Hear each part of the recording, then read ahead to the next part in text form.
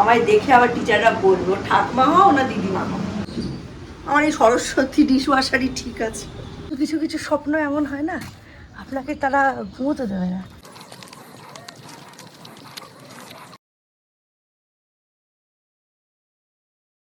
Good morning সকলকে। কালকে পরীক্ষাটা শেষ হয়েছে আর আজকেই আমি বেরিয়ে পড়েছি একটু মর্নিং ওয়াকের জন্য। কেন কী কারণ সেটা পরে কিন্তু ক্যামেরার সামনাসামনি এসে আপনাদের বলবো। এই আজকে হাঁটতে ভীষণ ভালো লাগছে, অনেক দিন পর বেরোলাম। পৌষ মাসে বেশ বেরোচ্ছিলাম, খুব ঠান্ডা পড়ে যাওয়াতে পৌষ মাসের পর সেটা বন্ধ হয়ে গেছিলো। মাঘ মাসে আইলে শুরু করতেই পারতাম, কিন্তু আর শুরু করা হয়নি। Back to Zinnia blogs. Zinnia ব্লগসের নতুন একটা ব্লগে সকলকে অনেক অনেক ওয়েলকাম। এখন বাজে 6:30। এখন আমি মাঠ থেকে ফিরছি। ইচ্ছে করলে আরও একটু হাঁটতে পারতাম, কিন্তু ইচ্ছা করলো না। এখন আর 2 কিলোমিটার হাঁটা হলো। চলুন, 2500 স্টেপস, 10,000 অবধি আমি মানে ভালো মতোই হাঁটতে পারি, অসুবিধা হয় না। কিন্তু আজকে ইচ্ছে করলো না। অনেক রাত্রি করে শুয়েছি, কিন্তু কিছু কিছু স্বপ্ন এমন হয় না, আপনাকে তারা ঘুমোতে দেবে না, তুলে দেবে। কালকে এমনই একটা ঘটনা ঘটেছে।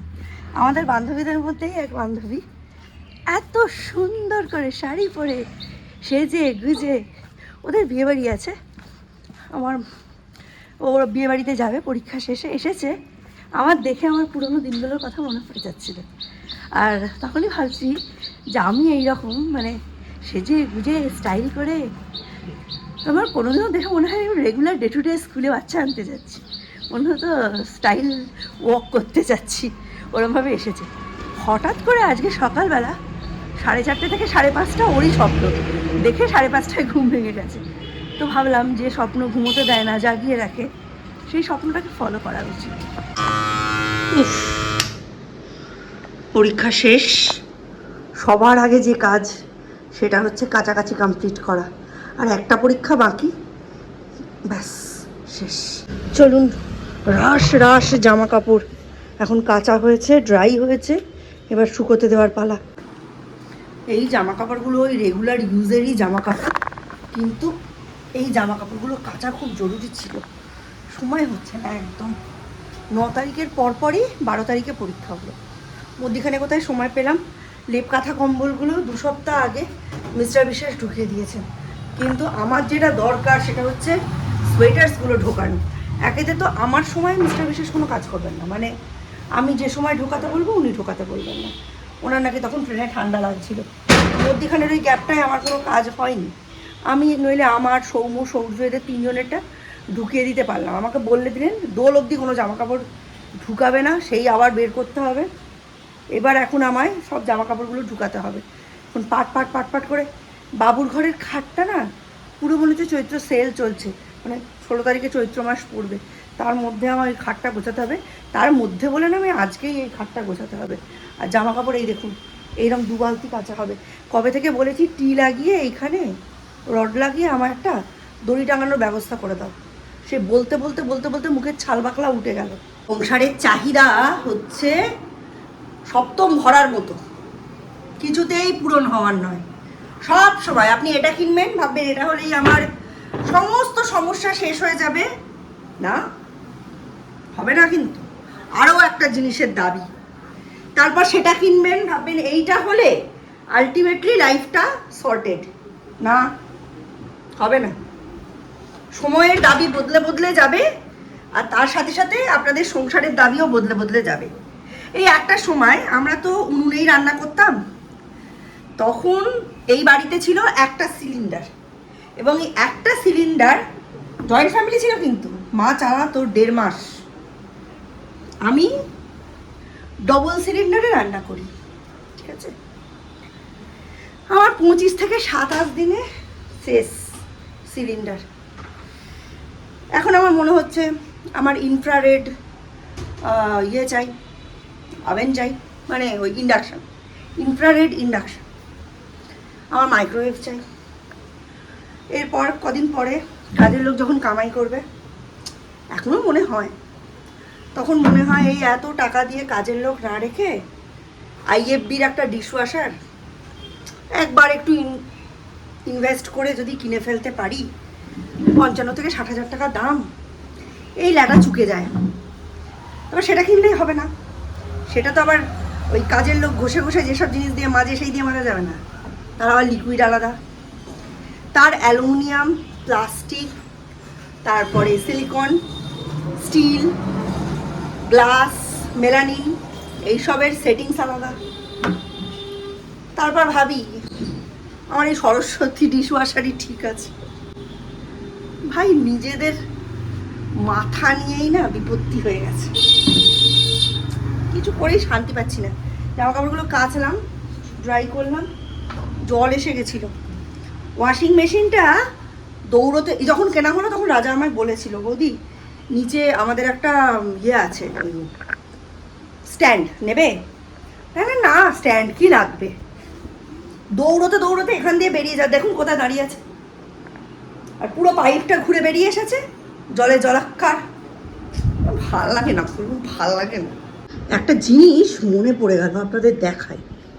এই যে দেখুন সূর্যের প্যান্টটা ওয়াশিং মেশিনে কেচেছি, এরকম সাদা সাদা সাদা সাদা দাগ হয়ে যাচ্ছে, দেখছেন? দাঁড়ান উল্টো দিকটাও দেখাই আপনাদের। এই দেখুন, এই দেখুন, এই দেখুন, দেখেছেন?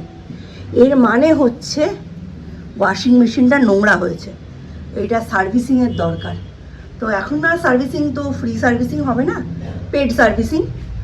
তো আমি মিশো থেকে একটা জিনিস অর্ডার করে আপনাদের ডেমো দিয়ে দেখাবো যে কী সুন্দরভাবে এটা পরিষ্কার হয়ে যায়। মানে এটা পরিষ্কার হয় না, ওয়াশিং মেশিনটা পরিষ্কার হয়ে যায়।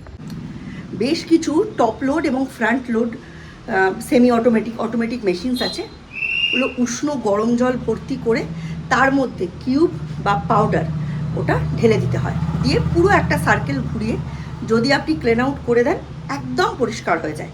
তো সেটা করার জন্য আবার কোম্পানি টাকা নেয়, ওরা পুরো খুলে পরিষ্কার করবে। কিন্তু এটা হচ্ছে একটা 6 মাস পরে পরে করার নিয়ম আমাদের, কিন্তু 2 বছরে কি, হ্যাঁ 2 বছরে, ফ্রিজটা হয়েছে 3 বছর, এটা হয়েছে 2 বছর, 2 বছরে একদিনও হয়নি।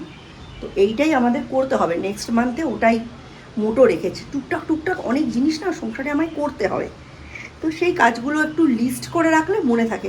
যেমন ছোটো ছোটো জিনিস আপনারা শুনলে ভাবেন এইসব জিনিসও করতে হয়, বলতে হবে, হ্যাঁ বলতে হবে, কারণ এগুলো আপনাদের বলে না রাখলে না আমার করার এটা হারিয়ে যাবে। আমার কটা বালতি কিনতে হবে, আমার বাবুর ঘরটাকে নতুন করে রেনোভেট করে সাজাতে হবে। হ্যাঁ বাবুর ঘরটা ওরকম করে রাখা চলবে না, দ্বীপ বেরিয়ে গেলে কাজের চাপ আরও কমবে না, আরও বাড়বে, কারণ দ্বীপ আমায় অনেক হেল্প করে। সেইটা বেড়ে গেলে তখন আর আমি পারবো না, তাই দ্বীপ বেরোনোর আগেই যথাসম্ভব করে রাখতে হবে। সব জামা কাপড় দেখুন, এই দেখুন কেচে শুকোতে দিয়েছি, দেখেছেন তো? এখনও চাদরটা মেলিনি যেটা পেতে আমরা বসি। এইগুলো শুকিয়ে গেলে এই যে ডিপ কালারের জামা, হ্যাঁ ডিপ কালারের প্যান্ট, এই সবগুলোতে ওই হোয়াইট স্টেনটা আসছে, এটার সিগন্যাল হচ্ছে আমার মধ্যে প্রচুর ওই সাবানের মধ্যে যে মাটির গুঁড়ো ফুড়ো মেশানো হয় বা জামা কাপড়ে যে নোংরা, সেগুলো ভেতরে জাম হয়ে গেছে, সেইটা পরিষ্কার করা। দীপ এখনও ঘুম থেকে ওঠেনি, আর আমার শরীরে আর বেরিয়ে বাজার থেকে কিছু আনার আর ক্ষমতা নেই। অনেক কিছু জিনিস আনতে হবে, কিছু খেতেই পারছি না, খাওয়ার মতো জিনিসই নেই। এইসব জিনিস একটু প্ল্যান করে শুরু করা উচিত, সেটাই ভুল করে ফেলেছি বন্ধুরা। ছাতুটা খেতে পারি, দেখি কি করি। একদিন অন্তর অন্তর ব্লগ দেব, শরীরে একদম জোর নাই। হেঁটে এসে একটু রেস্ট নিয়েছি, আর তারপরে 1 গ্লাস ছাতুর শরবত খেয়েছি, চিনি ছাড়া। ওই ধরে নিন 125-30 ক্যালোরি মতো, 1000 ক্যালোরির মধ্যে বেঁধে রাখতে চাইছি। জানি বাড়াবাড়ি রকমের শক্তি করা যাবে না, কারণ আমার উপরে, আমার ঘাড়ের ওপর ভর দিয়ে এখন পুরো সংসারটা দাঁড়িয়ে, কিন্তু স্বপ্নটাও তো বাড়াবাড়ি রকমের বড়। দেখা যাক। আজ সূর্যের অ্যাডমিশন KG 1-এ, ওদের তো কোনো রোল নাম্বার সেকশন কোনো কিছুই দেয়নি। তো আমাকে যতদূর আমার বোন বলল যে ওদের নাকি পার্সেন্টেজ ওয়াইজ অ্যাডমিশন হবে, তাই সব জিনিসপত্র নিয়েই বেরিয়েছি। সাংঘাতিক শরীরটা খারাপ করছে জানেন, খালি মনে হচ্ছে যে এইবার না মাথা ঘুরে আমি টোটো থেকে পড়ে যাই। আজকের দিনে আমার বেরোনো মোটেও উচিত হয়নি, কারণ আজকে প্রথম দিন তো।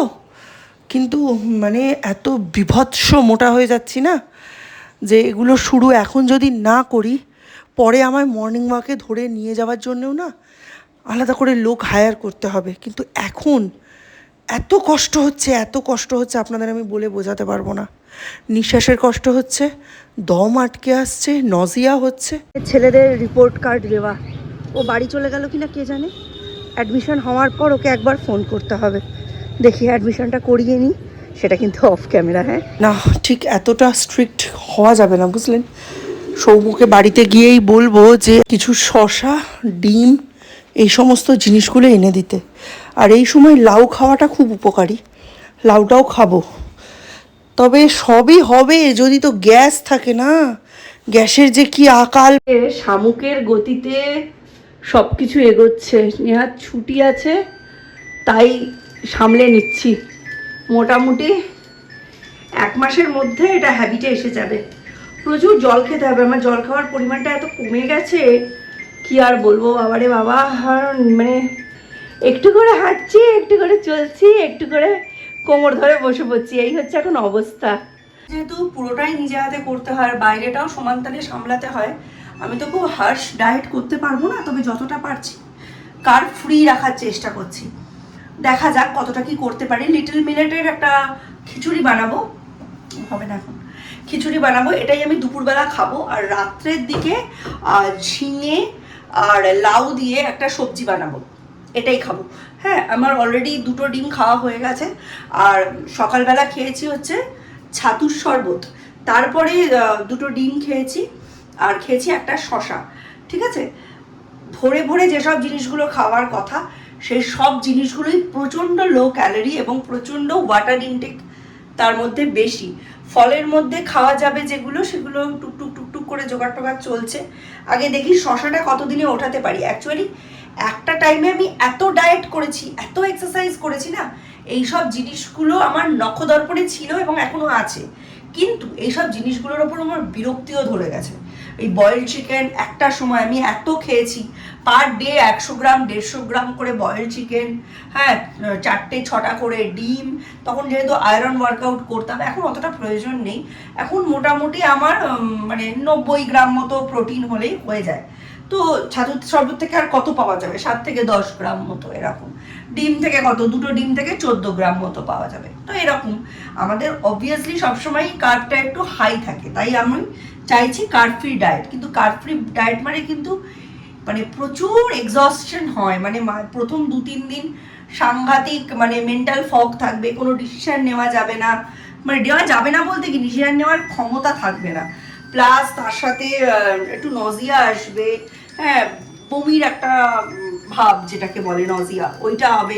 অনেক সমস্যা হয় অ্যাকচুয়ালি। আর এই 2-3 দিন কেন, আমাকে তো রোজই বেরোতে হবে, সুতরাং আমাকে শুরুটা এভাবেই করতে হবে যাতে এই ফেজটা যত তাড়াতাড়ি কেটে যায় ততই ভালো। ভাবছি বিকেলবেলা নিয়ে যাব আমার সঙ্গে, ওই জন্য বললাম যে জুতোটা, দড়িটা ওইভাবে কে ধরে রে, একটু পরিষ্কার করে রাখ।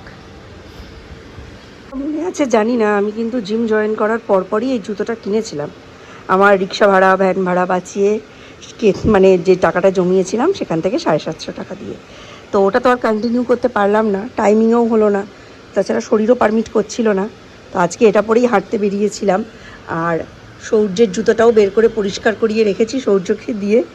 এইটা পরে ও আমার সঙ্গে হাঁটতে যাবে বিকেলবেলা, ওর তো সকালে সম্ভব না, ওর বাবার পাশ থেকে সকালে তোলা মানে দক্ষযজ্ঞ ব্যাপার।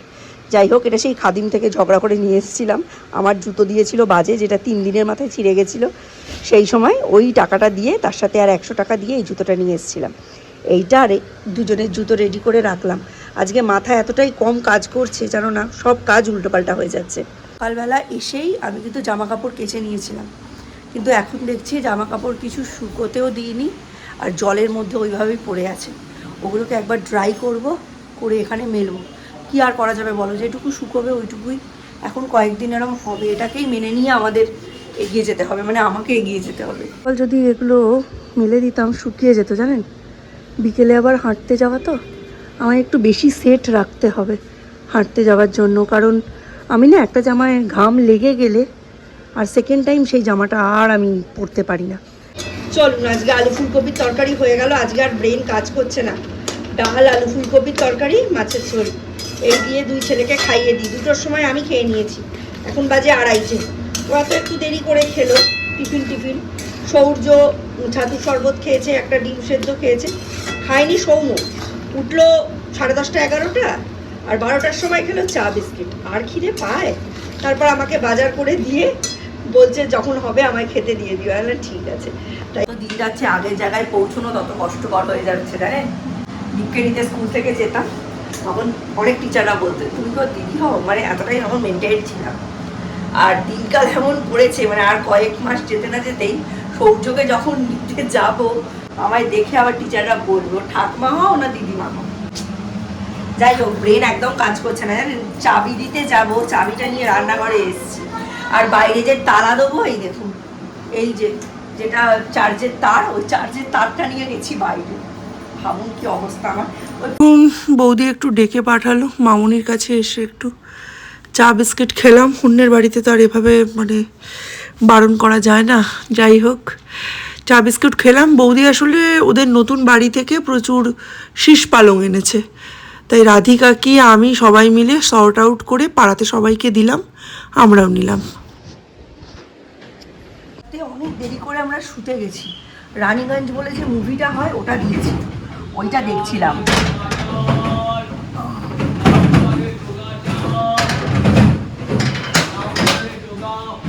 এই রাজু দ্বারা যে শাকপত্র দিয়েছিল সেটাকে বেছে কেটে 3টে আলাদা আলাদা প্লাস্টিকে ভরেছি।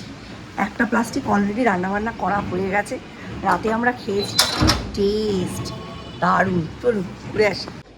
আজকে একেবারে রেডি হয়ে বেরিয়েছি। আজকে সকালে তো উঠতে পারিনি, রাত্রে শুতে শুতে 2:30 3টে বেজে গেছে।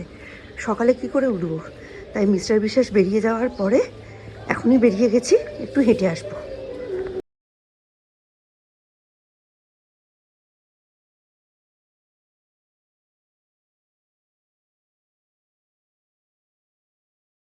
বা 4.2 কিলোমিটার। সৌর্যকে নিয়ে বেরিয়ে রিকুর অ্যাডমিশনটা করিয়ে বাড়ি দিয়ে আসলাম। এখন দেখলাম একটু চিকেনের দামটা কমেছে, একটু চিকেন আনতে যাব। এই রকম সময়ে 2 কেজি মতো চিকেন নিয়ে গিয়ে সুবিধা হবে। মানে আমাদের এখানেই এখন দেখছি 150 টাকা, ওইদিকে হয়তো আরও কম হবে, কিন্তু এখন আর এনার্জি নেই। এতটা হেঁটে আবার এসেছি তো, যদিও টোটোতেই এসেছি, তবু আর এনার্জি নেই। বাড়ি গিয়ে খেতে হবে একটু ছোলা সেদ্ধ, ডিম সেদ্ধ, ছাতুর শরবত খেয়েই বেরিয়ে গেছি। খুব টায়ার্ড লাগছে।